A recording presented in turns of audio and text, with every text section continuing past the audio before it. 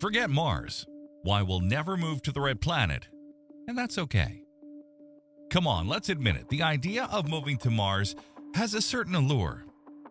Who hasn't fantasized about watching two moons rise on the horizon while sipping coffee in a pressurized dome? Too bad the reality is tremendously more complicated, and to be frank, far less glamorous. We're talking about living in a space that would make the Sahara Desert look like a 5-star tropical resort. This isn't an exaggeration, trust me. I spent years studying Martian colonization projects and have reached a conclusion that might disappoint Star Trek fans. We're not moving to Mars, not in the next century at least. And probably that's for the best. For all the reasons I'll explain in this superb video. A planet designed to kill you. Let's start with the most uncomfortable truth. Mars wants to kill you. Not personally, of course, but the effect remains the same. The atmosphere is so thin that your saliva would boil on your tongue if you tried to breathe outside. The atmospheric pressure is less than 1% of Earth's, practically like being in the vacuum of space. Cosmic radiation would bombard you constantly, exponentially increasing cancer risk. And as if that weren't enough, it's ridiculously cold, with average temperatures of minus 63 degrees Fahrenheit or minus 52 degrees Celsius, dropping to minus 126 degrees Fahrenheit or minus 88 degrees Celsius during polar nights.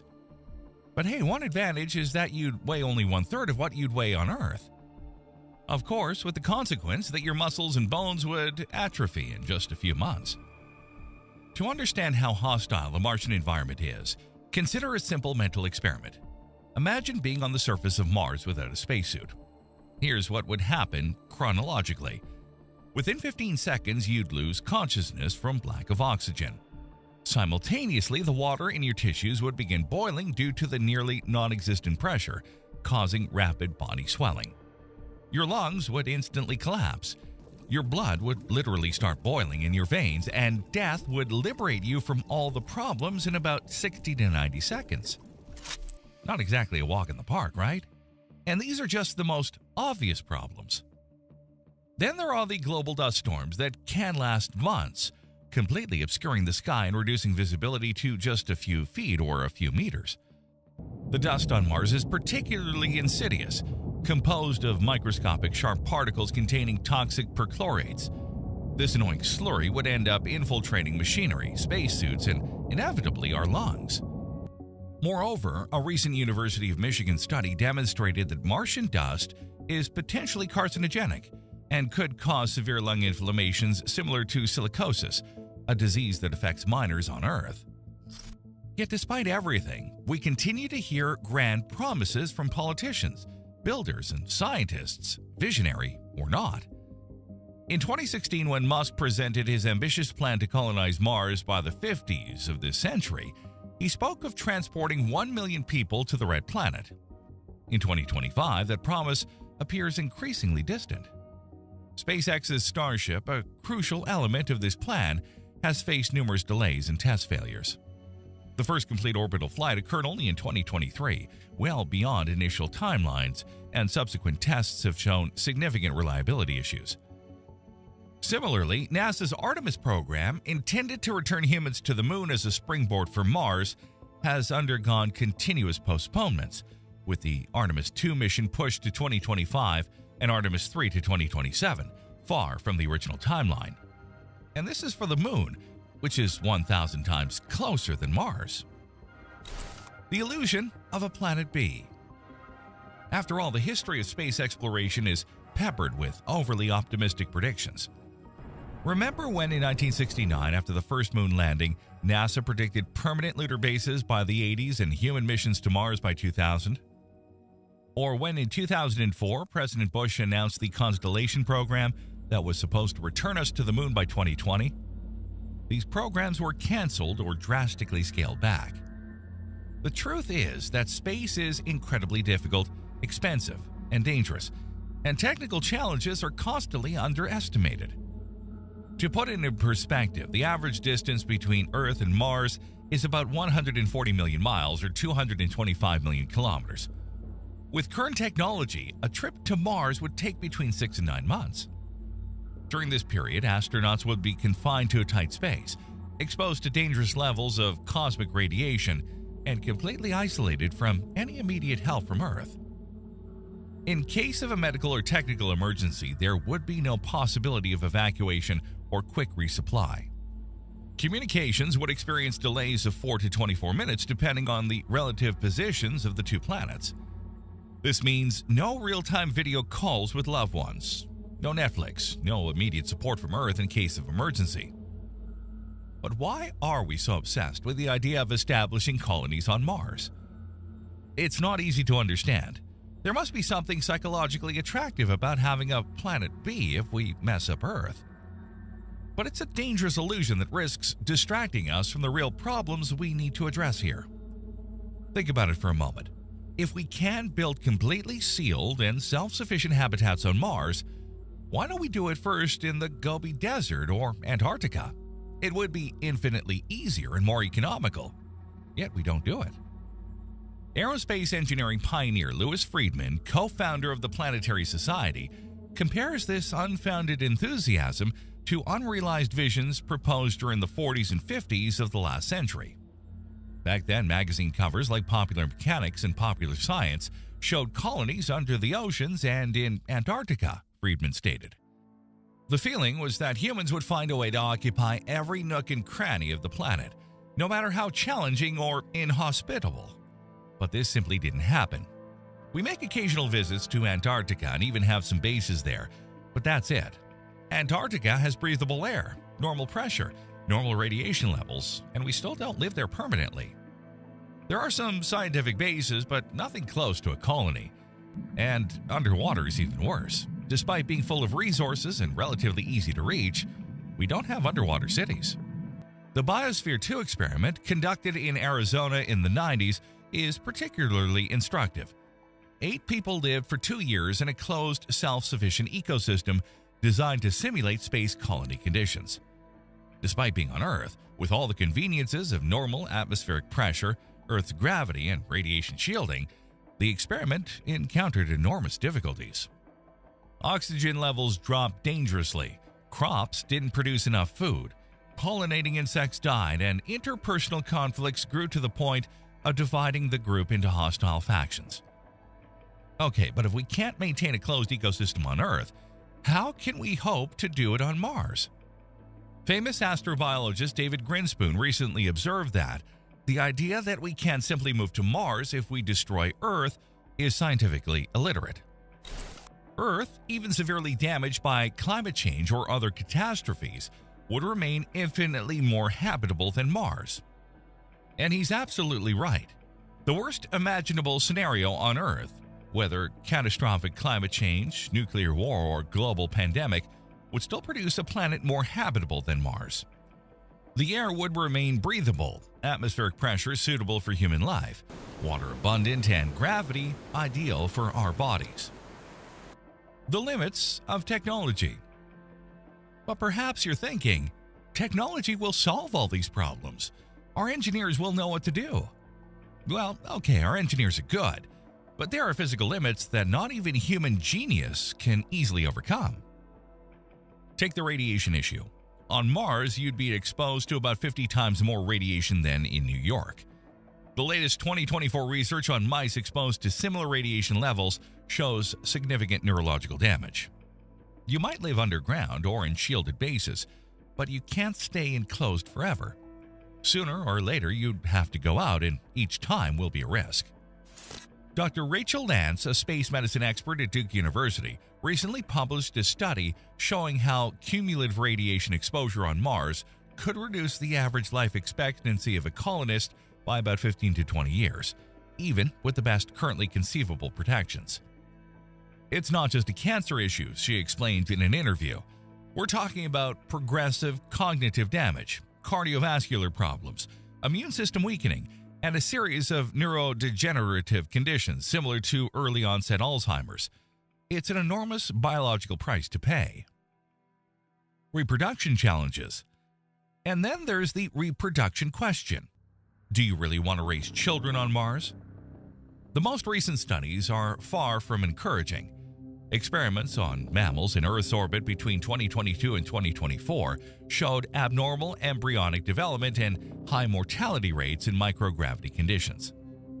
Dr. Varsha Jain from King's College in London, a specialist in space gynecology, yes, that specialization exists, recently stated that based on our current data, there are significant reasons to believe that human pregnancy on Mars might be impossible without extremely invasive medical interventions. Specifically, Martian gravity, which is about 38% of Earth's, could interfere with crucial embryonic development processes that depend on correctly perceiving the gravitational vector. The fetal cardiovascular system, nervous system, and skeletal development could be compromised in ways we don't fully understand yet. Even if a child were born healthy on Mars, they would grow with a physiology completely adapted to low Martian gravity, potentially making it impossible to visit Earth without severe medical consequences. Imagine Martian parents who can never take their children to meet their grandparents on Earth because Earth's gravity would literally crush their bodies. Wouldn't that be sad? The problem of coming home. Astronauts returning from long-duration missions often face a difficult period during their first days back on Earth, experiencing nausea, dizziness, and weakness. Some of them, like NASA's Scott Kelly, never quite feel the same, with declines in cognitive test scores and altered gene functions. The recovery time is proportional to the mission length. Longer missions demand longer recovery, yet we still lack data on microgravity exposure beyond about 1 year, leaving open the question of how low gravity will affect the human body after many years, even decades of exposure. With that in mind, the challenge of readjusting to Earth becomes even more questionable when we consider the fate of Martian colonists who might one day return to Earth. After spending years in partial gravity, coming back could be a brutal experience. Imagine that children born on Mars, if that's even possible, may never be able to visit the planet from which their species originated. Hey guys, just a moment before we continue. Be sure to join the Insane Curiosity channel. Click on the bell. You'll help us to make products of even higher quality. Everyday survival, another monumental challenge. Then there's everyday survival. Limited access to fundamental resources like food and water could impose additional constraints on a colony's ability to grow and thrive. Establishing a stable resource base for long-term habitation is conceivable, but it will be extremely challenging. Colonists will want to live close to water and ice, but for that they'll have to move far enough north where conditions on the surface become increasingly harsh. Winters are bitterly cold and there's less sunlight. The colonists will also need a stable food supply and must find a way to shield their crops from radiation. The regolith on Mars is toxic, containing dangerous perchlorate chemicals, so it must be avoided for cultivation. To grow food, colonists will likely have to build underground hydroponic greenhouses. This will require specialized lighting, genetically modified plants designed specifically for Martian conditions, and a substantial amount of water, which according to new data from the Mars Reconnaissance Orbiter released in 2024, is significantly scarcer in the temperate regions of Mars than previously estimated. Technological solutions for these challenges might exist, as well as medical interventions to treat Mars-specific ailments. But once again, nothing is likely to be developed soon, and even if we do create therapies for humans living on Mars, these interventions will probably be limited in scope, with patients requiring constant care and attention. Human psyche in deep space. Then there are psychological limits that the human mind, essentially that of a primate, cannot escape. Who would really want to live in underground tunnels lit by anti-depression lamps, eating lettuce grown under UV lights? Who would be willing to move to a place where they could never breathe outside air? Consider the depression and loneliness you'd experience living in an enclosed environment, knowing you could never again feel rain on your skin or smell a forest, and where you'd have to wear a spacesuit for every movement, knowing that the slightest accident could mean certain death in less than a minute. No pets, no blue sky, just a dusty red landscape visible through small shielded windows and a permanently rust-colored sky. In principle, we could create artificial environments on Mars by building domes or underground habitations, and thus the radiation problem might be solvable. But the problems are still enormous and, in a sense, anti-human. Life in a Martian colony would be miserable, with people forced to live in artificially lit underground bases or heavily protected surface stations with severely limited outside access. Living in this closed environment with restricted surface access could lead to other health problems associated with exclusively indoor living: boredom from lack of stimulation, inability to concentrate, weak eyesight, and high blood pressure, not to mention complete disconnection from nature. And like the International Space Station, Martian habitats will probably be microbial deserts, hosting only a small sample of the bacteria necessary to maintain a healthy human microbiome. The question of resources. Then there's the matter of resources. Water exists on Mars, but it's primarily in the form of ice mixed with toxic perchlorates and other contaminants. Extracting and purifying it requires energy, a lot of energy. And where will you get that? Solar panels on Mars are much less efficient than on Earth due to greater distance from the sun and frequent dust storms.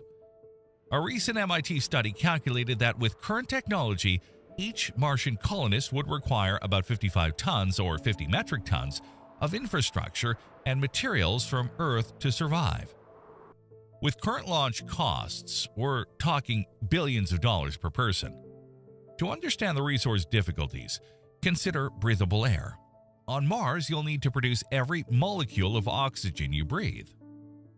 The small MOXIE experiment on the Perseverance rover managed to produce about 0.4 ounces or 12 grams of oxygen per hour using Martian carbon dioxide atmosphere. Sounds promising, right? Too bad that a human consumes an average of 19.4 ounces or 550 grams of oxygen per day. This means it would take about 46 hours of MOXIE operation to produce oxygen for a single person for just one day. And this is without considering the inevitable losses in any life support system. The energy problem is even more serious. On Mars, solar panels produce about 40% of the energy they would generate on Earth due to greater distance from the sun. Moreover, frequent dust storms can reduce this production to almost zero for weeks or months. Nuclear energy seems the most promising solution, but compact and reliable nuclear reactors necessary for a Martian colony are still in development, and their transportation and installation on Mars would present enormous challenges. The mirage of terraforming.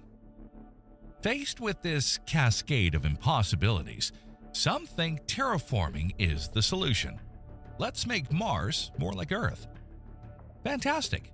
If not for a 2023 study by the United Nations Space Climate Observatory that concluded that with foreseeable technologies, it would take at least 10,000 years to make the Martian atmosphere breathable. And even then, without a magnetic field to protect it, this new atmosphere would be continuously eroded by solar wind.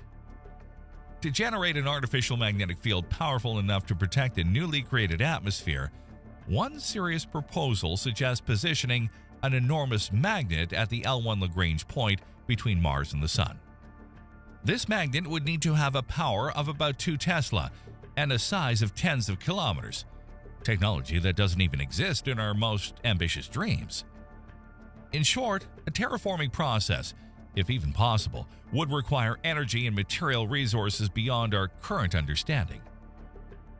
One of the most realistic proposals involves crashing thousands of ammonia-rich asteroids into the Martian surface to release greenhouse gases and trigger an artificial greenhouse effect. Apart from the logistical absurdity of this proposal, the risk of unforeseen consequences would be enormous. Another approach would involve installing enormous orbital mirrors to concentrate solar light on the Martian poles, melting carbon dioxide ice, and creating a greenhouse effect. This solution would require mirrors with a total surface of thousands of square miles, far beyond our space production and deployment capabilities. Really disheartening, isn't it? But perhaps by now you're thinking, well, what if we genetically modified humans to adapt to Mars instead of adapting Mars to humans? This is actually the most feasible idea, although it raises enormous ethical questions. Advances in genetic modification and synthetic biology have opened new possibilities. Researchers at the Beijing Institute of Genomics have already created genetically modified mice with greater radiation resistance by integrating tardigrade genes. You know, those almost indestructible little creatures into their DNA. Others at Tokyo University have developed experimental human cells capable of repairing radiation damage with much greater efficiency. The possibility of Martian humans. In theory, we could create a new species of genetically modified Martian humans with radiation-resistant skin, lungs capable of extracting more oxygen from a thin atmosphere, and bones and muscles adapted to low gravity. But at that point, would they still be human?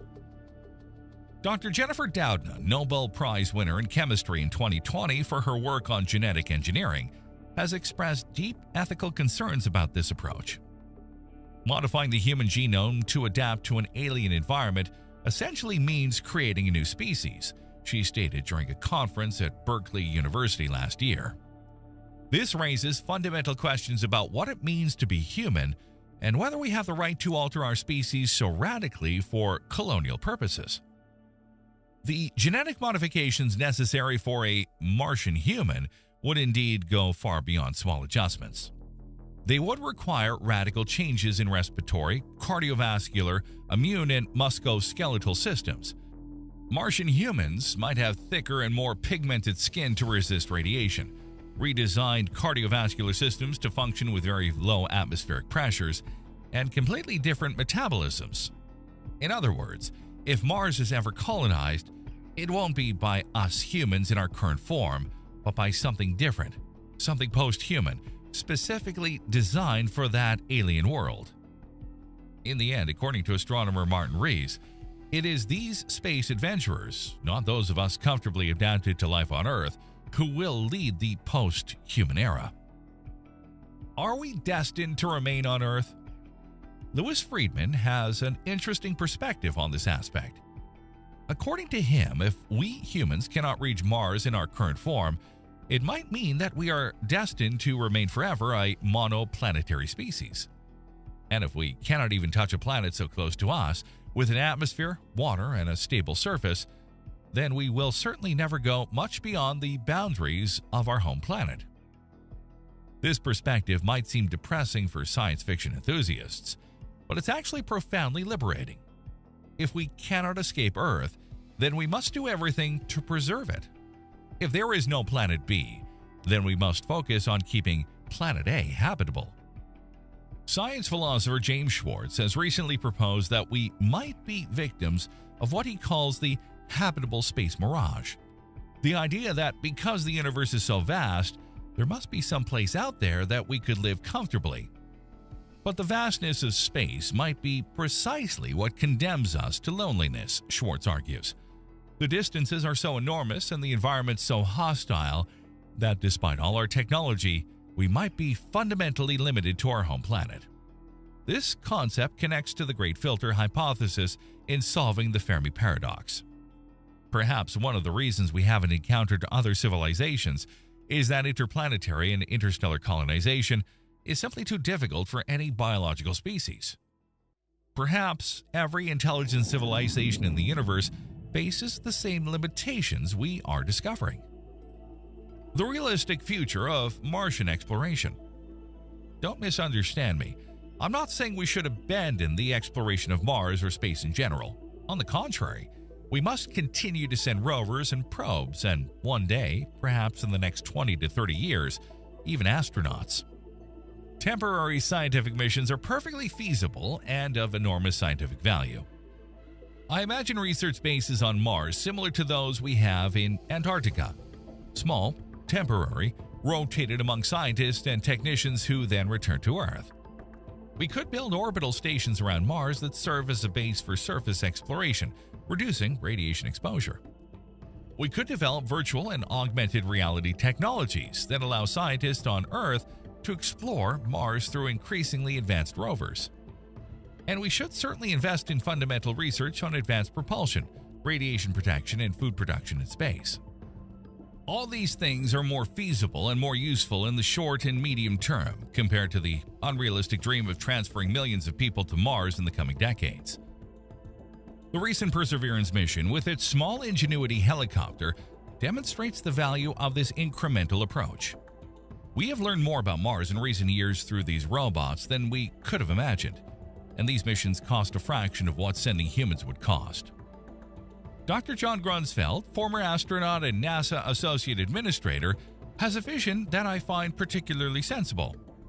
Instead of thinking in terms of either Earth or Mars, we should think about creating a civilization that embraces both worlds. Earth will always remain our primary home, but we can establish scientific outposts on Mars that allow us to explore and study, just like we do in Antarctica. This more gradual and realistic vision of Martian exploration could, ironically, lead to more significant results in the long term. By building technological and scientific foundations step by step, we might one day, perhaps in centuries, reach the point where a permanent human presence on Mars becomes truly possible. The truth is that the colonization of Mars, if it ever happens, will be an incredibly long and gradual process. It won't be like in science fiction movies, where entire cities spring up in a few years. It will be a process that will require centuries, perhaps millennia, and will likely involve fundamental changes in what it means to be human. For now, we should focus on what is realistically feasible, and above all, on preserving the only planet we know with certainty is suitable for human life, Earth. As Carl Sagan said, "For the moment, Earth remains the only known world that harbors life. There is no other place, at least in the near future, where our species could migrate. Visit? Yes. Settle? Not yet." And you know what? That's perfectly fine. Mars will still be there when we're ready, if we ever will be.